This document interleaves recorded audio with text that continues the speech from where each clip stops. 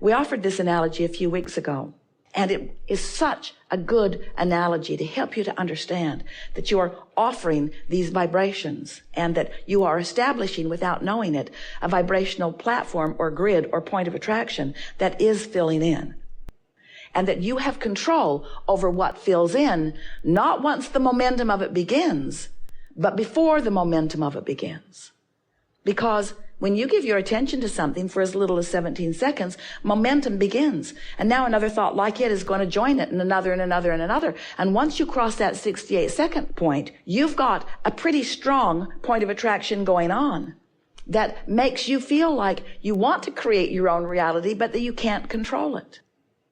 But the reason that you often believe that you cannot control your own reality is because you're not tending to your vibrational frequencies in the beginning of the day when you're fresh and clear.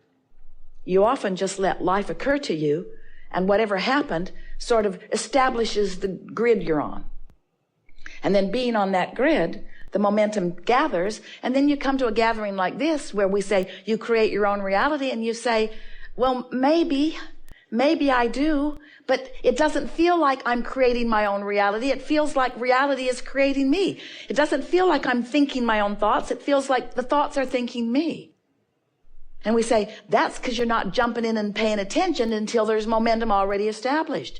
You want to get out ahead of the manifestation. You want to get out ahead of the momentum. When you find yourself flying high and feeling good, milk it longer until you've established more of a pattern. And it is our promise to you, in time, you will be at this high flying, good feeling, grid frequency often enough that when you dip into a lower one, and you will because stuff happens, you're not blind, you're not deaf, you're not oblivious to what's going on in life. You're watching television. You're talking to your friends. You're aware of what's happening. All kinds of things are going to place you momentarily, temporarily, maybe even for a longer time than you want to, on these lower discs that are going to fill in with more evidence of where you are. That's all just fine. But every chance you get, if you're meditating, if you're making lists of positive aspects, if you're rampaging in appreciation, if you're watching for the things that feel good more and more, you will establish more of a chronic vibrational frequency in that higher frequency so that more of what's in your vortex will begin to fill in, and you will begin to feel two wonderful things: empowerment, self-empowerment, because you're in control of your vibration, therefore you're in control of your point of attraction, empowerment, and a feeling of worthiness. And we so want you to have those experiences, those emotions that go so tightly together, because you tend to not tend to your frequency, and then stuff happens that you don't like, and then you make such a wrong assumption that someone has deemed you inappropriate and now is giving you stuff you don't want as punishment for your inappropriateness. And there's nothing like that going on. It's that you've simply chosen a frequency that won't let on what you do want and does let on what you don't want. That's all. You create your own frequency. You create your own momentum. You create your own reality. You do. Don't you love knowing that? We love you knowing that. We love you knowing that. Well, there are a lot of reasons that it is valuable to know what you want, but we want you to look at it in a way that you don't usually look at it. So, since you are source energy in these physical bodies, and since being that extension of source energy, you've been sifting through the details of life and coming to many conclusions about wanted and unwanted, you've been launching lots of rockets of desire. You've been sifting the contrast just like you knew you would when you came. And you've been setting forth these rockets of desires, these powerful rockets of desires that have been accumulating in what we are calling your vortex of creation. Some of you have been listening to us and you really get what we're talking about. So since this vortex of creation has been accumulating, all of the desires that you have been identifying are already in place and have already achieved a state of being, a vibrational state of being. But what you want already is in that powerful vibrational sense. So since it already is When we ask you, do you know what you are wanting? What we're really asking you to do is to focus yourself into compliance, isn't the best word, but into resonance with your desire. When you know what you want, it's not missing. There's not a missing feeling of it. In other words, you're not worried about it. You're not doubting it. When you know what you want, you're vibrationally up to speed with the vortex version, and it is coming into reality for you more and more, into what you want to call tangible reality for you more and more, all day, every day. You following that? Because when you want it, but you're yearning for it, you don't know what you want. You have known it. You've given birth to it. It exists in a vibrational version, but you're not knowing it until there's resonance between you and your desire. And that is right there the most important distinction. That's the most important distinction in being a deliberate creator. Once you get that, you've got everything. You've been sifting and sorting. You get that. Sift, sort, sift, sort, sift, sort. Know what you don't want, know what you do want, know what you don't want, know what you do want. That's all perfectly logical. What you do want becoming a vibrational reality to which, in the beginning especially, you're usually, hardly ever, not a vibrational match to. You're not a vibrational match to what you want when you've launched it from your awareness of what you don't want. That's logical, isn't it? But you've got to find a way to become more and more of a vibrational match to this thing that has not yet manifested before it can manifest. And by manifest, we want to say before it can be realized by you, realized, before you can interpret it, before you can be in the right place at the right time, before you can be aware, before you can follow the clues, before you have the sense of it. Esther is laughing last night. She and her sister are in their sleeping room, and they'd been talking, and right before they were falling asleep, from the other side of the room, Esther hears Jeannie say, "Oh," and Esther said, "What?" "Did you bring my hairbrush?" This is really cosmically important, so stay with us.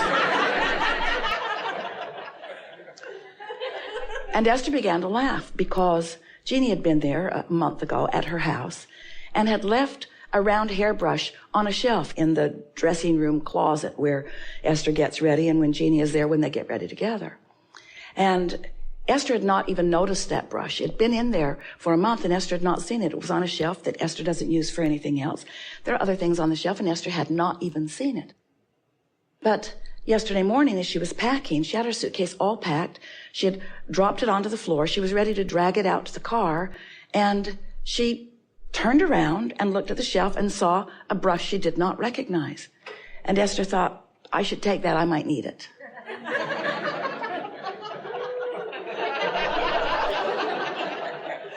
So she put it in her bag. And now, hours later, Jeannie is saying, "Did you bring my brush?" And Esther said, "Yes." And Jeannie said, "I was afraid you didn't get my email." Esther didn't get her email. She got her vibrational mail. She got her cosmic mail. She got her vibrational intention, and in a state of non-resistance. You are all communicating with one another, with this universe, with one another, with this universe, much more vibrationally than you are in any other way. You think you are so good the way you chat it up. You think these social medias, they are so inferior to your vibrational medias, you see. And when you start realizing that you are vibrational transmitters and receivers, but that you've got to tend to your frequency. Now, Esther, she really could care less whether she ever tends to the hairbrush frequency or not. But she does like being in communication with her sister. She does like doing the thing at the right time without knowing the whole story. You see, that's the thing. Esther did not know the whole story. She did not get that email. She's still going to look back in the days of email that she has not read yet. There are hundreds of them. To have fun with that email that surely is in there somewhere. But Esther did not have to get the email before she got the message. And so what we are wanting to submit to you, and we think it's a really wonderful thing as you come into an awareness of this, is that Esther did not know the whole story. She didn't realize Jeannie had left the brush. She didn't realize that Jeannie wanted the brush. She didn't realize that Jeannie had contacted her about the brush. In other words, Esther was oblivious to any of that. Like you are often oblivious to the desires that you hold in any moment in time. They're not on your vibrational radar, so to speak. They're in your vortex. But if you are understanding that you don't have to hold fast in your mind everything that you've ever decided that you want, you don't have to consider all of that data and detail. Frankly, it would drive you a little nuts if you were trying to hold all the information in your mind. But if instead you would just know that the better you feel, the more resonant you are with that communication cloud in the sky. It's the V cloud, the vibrational cloud. There it is for you to tap into. Don't copyright that. If you get to it before Esther does, she'll be really, really mad at you. Soon she'll just be talking with us all alone. There is this vibrational reality that once you learn how to tune to it, not by trying to hold the details of it constant in your mind, but by reaching for the feeling that is the indicator of your resonance with it.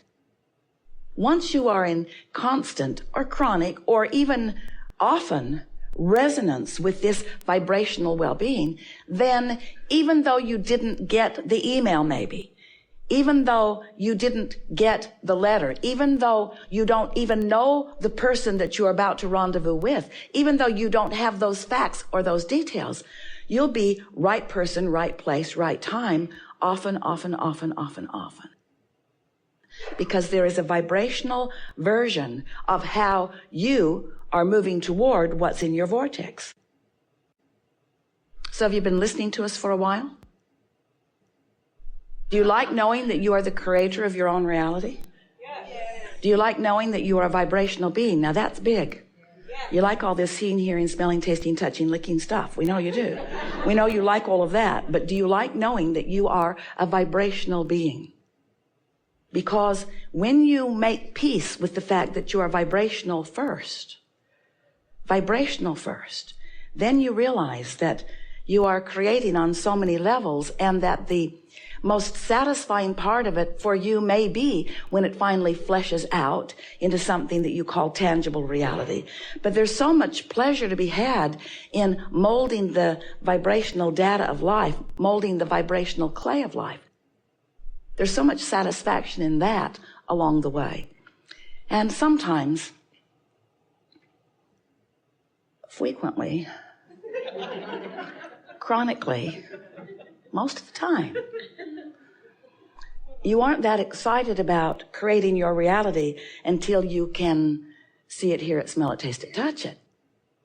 You're not that excited about the concept of what you want, but we want you to be, because there's so much pleasure to be had once you've launched a desire, even before it is shaped up in the way that you and others can see it, but you're in the sensing of it mode, the beginning of the realization of it mode.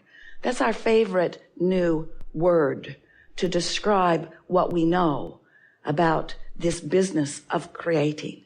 It's our favorite new word. It's not new to you. It's new in the way we are expressing it in this unfolding of the laws of the universe.